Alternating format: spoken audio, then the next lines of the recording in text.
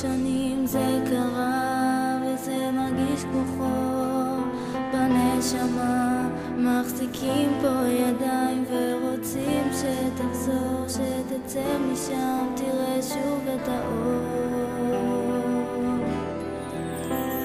וכן, זה כבר הרבה זמן שאתה שם לבדך ואנחנו פה מחכים לך.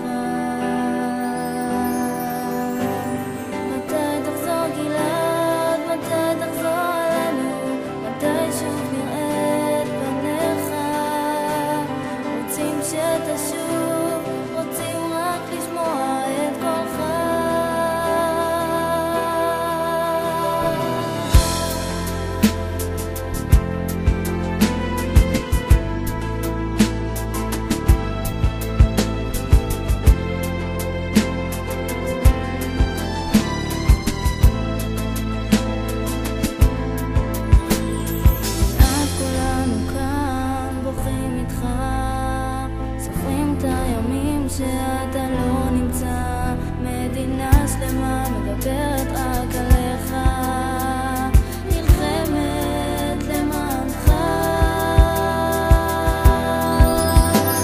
מתי תחזור גלעד? מתי תחזור עלינו? מתי שוב נראה את פניך? רוצים שתשוב, רוצים רק לשמוע את קולך.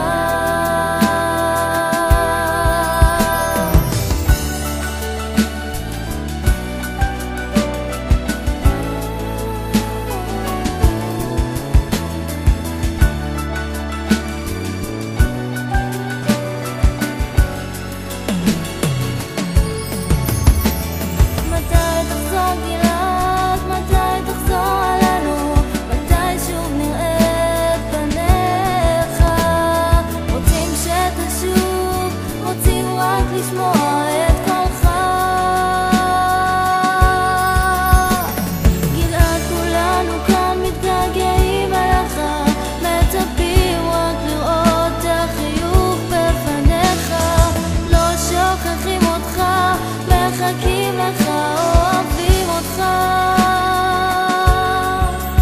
אוהבים אותך.